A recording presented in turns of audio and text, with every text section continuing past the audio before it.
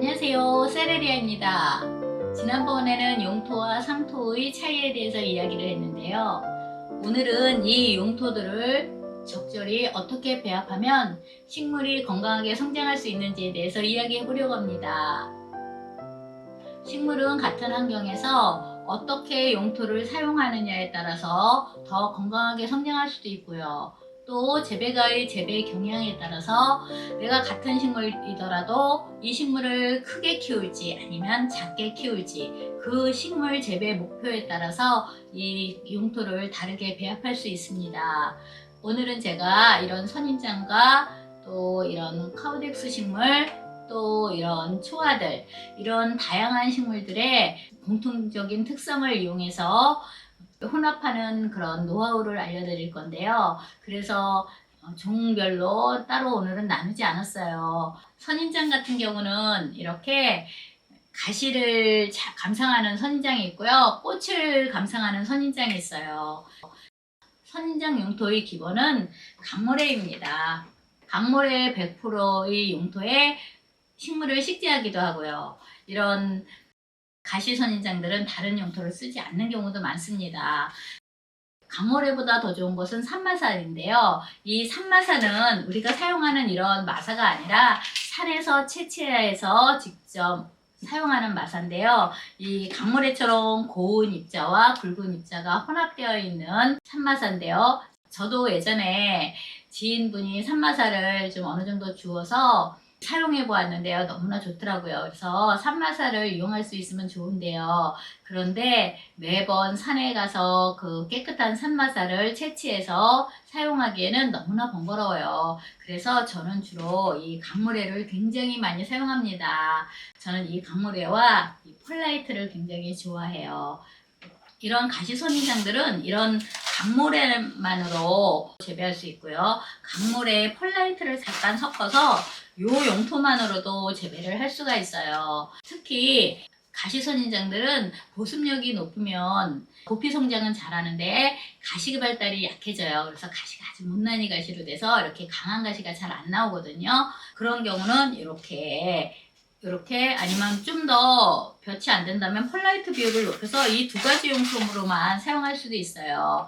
물론 이 두 가지 용토가 기본이지만 여기에 이제 봄, 가을로 영양제를 준다든지 해서 좀 식물이 자랄 수 있는 양분을 중간중간 보충해 줘야겠죠. 가장 기본이 되는 용토는 펄라이트와 강모래예요. 선인장에서요. 물론 여기에 저는 이런 상토를 아마 한 요 정도 혼합해서도 사용을 했는데요. 이 상토는 잘못하면 식물들이 이제 여름 습할 때 문제를 일으킬 수 있거든요. 그래서 그런 관리가 걱정이 되면 상토의 비를 약하게 소량만 넣는다든지 아니면 넣지 않고 아니면 이런 산야초 같은 용토를 조금 혼합해서 이렇게 해서 사용할 수도 있어요. 이 선인장의 재배 용토는 상토는 웬만하면 가시선인장들은 사용하지 않는 것이 좋습니다. 그리고 일반적인 여기에는 지금 나와 있지 않지만 그동안 제가 꽃선인장인 로비비아나 에키놉시스를 많이 소개했을 거예요. 그런 선인장들은 이런 상토를 사용할 수 있고요. 또 같은 선인장이더라도 뿌리를 내리지 않는 선인장 같은 경우 있죠. 뿌리 내리지 않고 야생 선인장을 해외에서 직구로 들여왔다든지 할 경우는 상토를 넣는 것보다는 상토는 아무래도 뿌리 내림을 방해하거든요. 양분이 있어서. 그래서 양분이 없는 이런 강모래에다가 산야초나 아니면 저곡토를 사용하는 게 좋아요. 산야초 안에도 저곡토나 녹소토 아니면 제롤라이트 뭐 이런 질석 이런 여러 가지 용토가 혼합돼서 만들어진 토양인데요. 이런 저곡토를 이용해서 이렇게 그다음에 공기 흐름을 좋게 해서 이렇게 펄라이트를 혼합해서 이렇게 해서 사용하시면 좀 더 공급 형성에 도움이 되고요. 그래서 뿌리가 빨리 내려요. 이렇게 같은 선인장을 재배하더라도 뿌리가 없는 벌브 상태로 들어왔냐 아니면 내가 어느 정도 재배해서 자신의 환경에 이 식물들을 적응시켰다면 또 용토는 이렇게 달라질 수 있겠죠. 또 한 가지 이런 어린 유며 있죠. 어린 유면은 보습력이 없으면 너무 성장이 더뎌요. 그래서 어린 선인장 같은 경우는 상토를 30% 이상 항상 혼합을 해서 사용해요. 여기다가 강모래는 기본이겠죠. 그리고 강모래, 펄라이트 이 용토가 기본 용토로 저는 어린 유명 선인장에 사용하고 있어요. 저는 이 용토는 요 개발사 선인장이라든지 초화도 요 용토의 배합 비율로 지금 사용하고 있고요. 물론 저는 식물이 너무 많다 보니까 다른 용토를 여기다 혼합을 못해요. 왜냐하면 그렇게 사용하다 보면 용토에 대한 비용이 너무 많이 들거든요. 여기에 만약에 더 사용한다면 산야초도 좀 요즘은 많이 사용하고요. 또 산도 이렇게 조금 혼합해서 이렇게 사용하면 적절한 용토가 될 거예요. 그 대신 이 상토는 6개월이 지나면 영양성분이 많이 감소되니까 여기에 추가적으로 시비를 하는데요. 시비는 분갈이를 바로 했을 때는 시비를 하지 않는 것이 좋아요. 뿌리가 적응하려는 데는 비료 성분이 많은 것은 좋지 않습니다. 이렇게 어린 유묘를 저는 이 정도의 비율로 지금 혼합해서 사용하고 있는데요. 베란다는 태양의 고도에 의해서 이 식물이 굉장히 못 자라요. 5월에 접어들면 베란다에 빛이 거의 들어오지 않아요.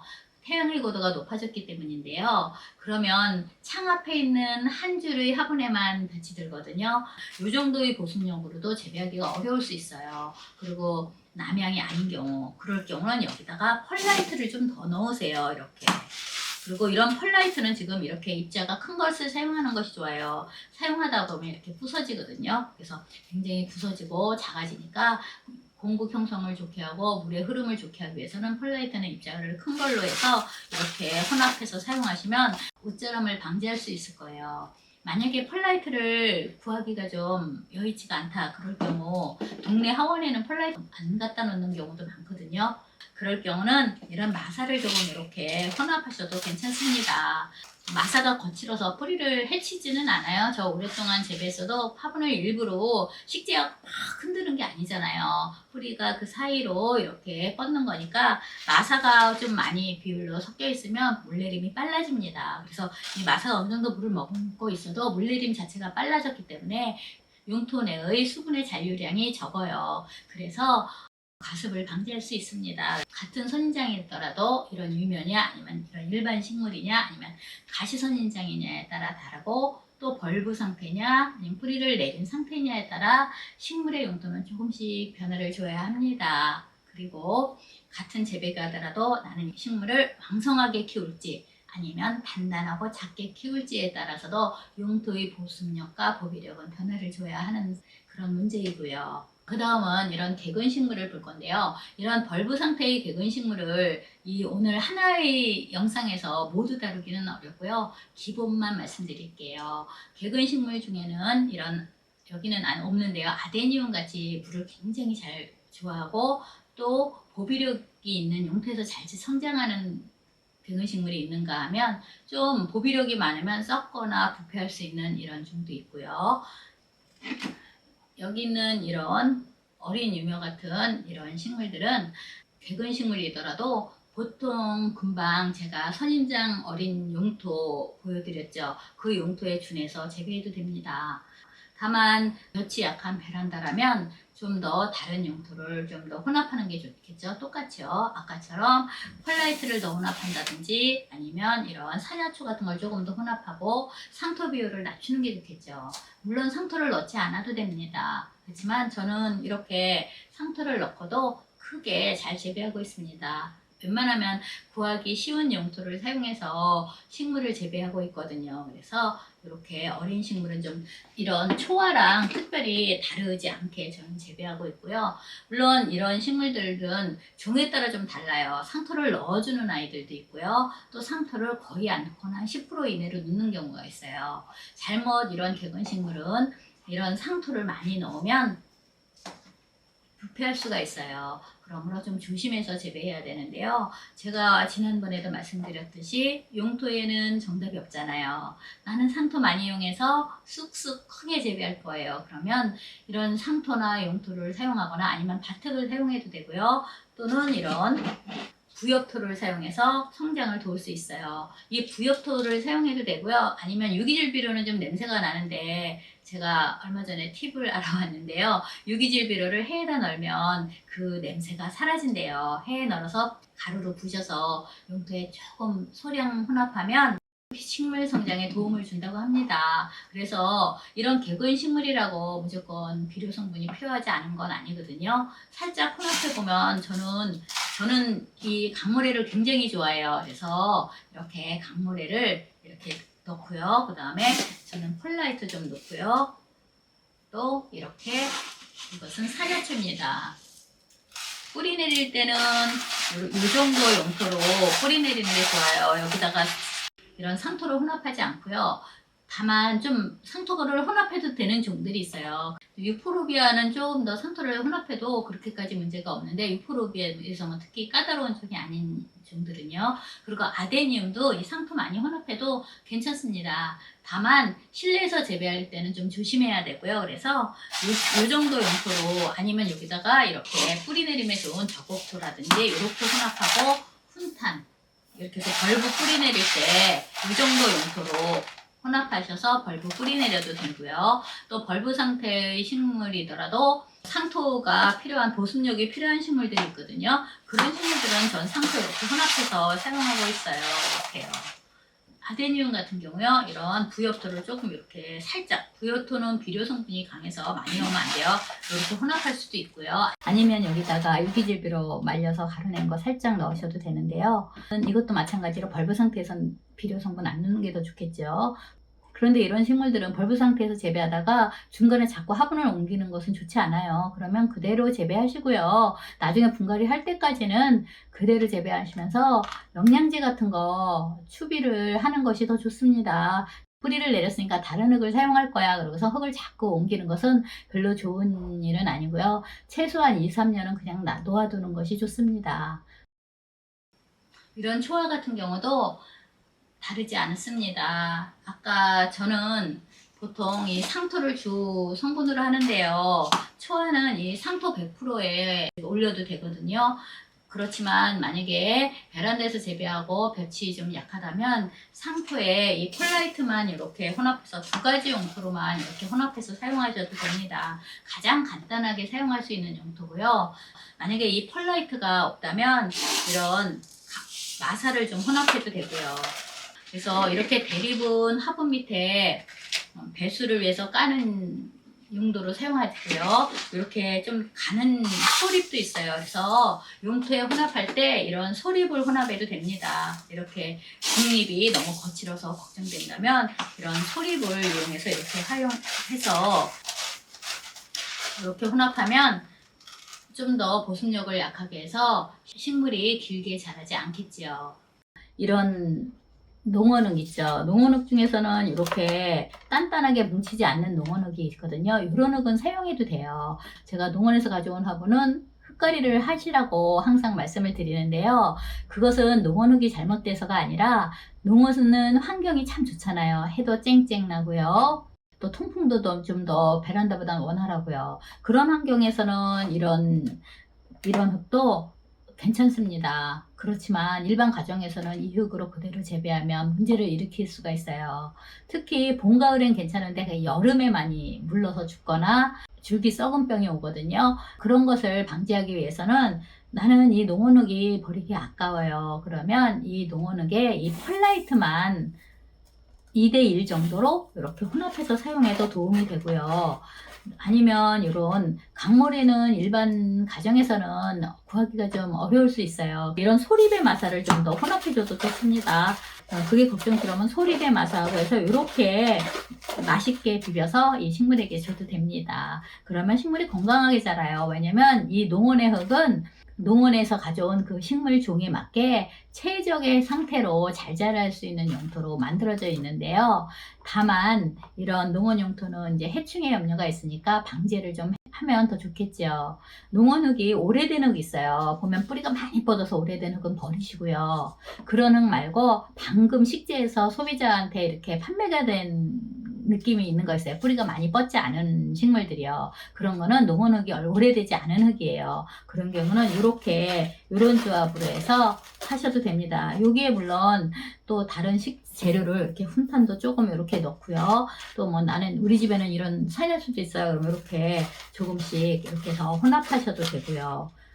그래서 가장 기본적으로 혼합할 수 있는 거는요. 그냥 이렇게 농원흙에다가 농원흙 2에 펄라이트 1 정도로 이렇게 혼합해서 사용해도 되고요. 볕이 많이 안 들면 펄라이트랑 1대1로 이렇게 간단하게 혼합하는 방법.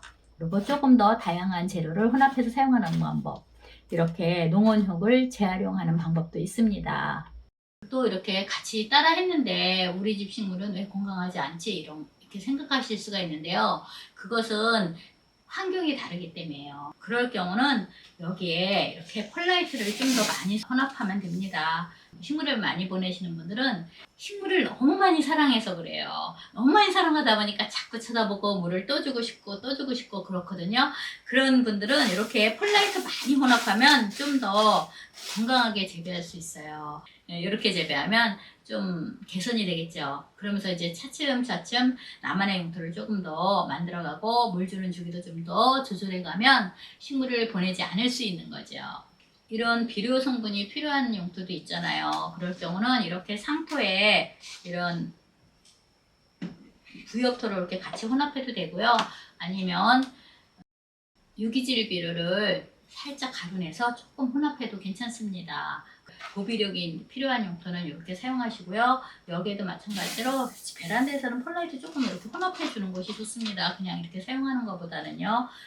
이런 개발 같은 경우 밑에 무르거나 아니면 잎이 떨어지거나 많이 그렇잖아요. 그런데 개발에서 가장 많이 이용한 용토는 상토 2에 펄라이트 1 그리고 강물의 2, 이 정도의 비율로 제가 개발의 용토를 사용했을 거예요. 그런데 여기에 뭐 훈탄도 조금 넣을 때도 있고요. 이렇게요. 그래서 이런 용토로 개발 용토로 사용했는데 밑에 자꾸 물음병이 온다거나 그러면 이렇게 사용하지 마시고요. 이렇게 제가 이거 반으로 가릴게요. 이렇게 사용하지 말고 여기다 펄라이트를 많이 넣어서 이렇게 혼합하셔도 돼요. 마사나 펄라이트요. 이렇게 하면 식물한테 영양 성분이 얼마 안 갈 것 같잖아요. 그럴 경우는 이렇게 화분이 있으면 화분의 밑에는 이 배수력이 좋은 이런 용토를 까는 거예요. 그리고 위쪽에는 이 원래 정상적인 용토를 얹는 거죠. 그러면 조금 더 안전하게 재배할 수 있겠죠. 식물을 많이 보내시는 분들은 좀 보습력을 약하게 해서 재배하는 것이 좋아요. 그리고 식물도 똑같이 이런 유며들은 아무래도 상토 성분을 많이 넣어서 재배하는 것이 좋습니다. 유며들은 이렇게 상토 많이 혼합해서 사용해야 보습력이 있는데요. 이것도 마찬가지로 유며가 자꾸 길게 자라요. 길게 퉁퉁해지지가 않아요. 부피 성장을 안 하잖아요. 그러면 간수 주기를 넓히고요. 간수 주기를 넓히거나 간수량을 줄였는데도 자꾸 길게 자라요. 그럴 때는 용토를 바꿔주는 게 좋아요.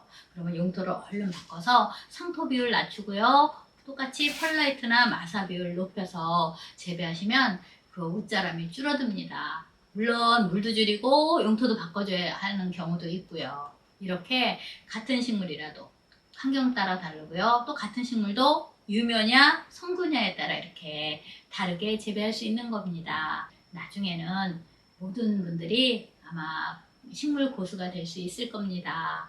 오늘도 이렇게 봐주셔서 너무나 감사합니다.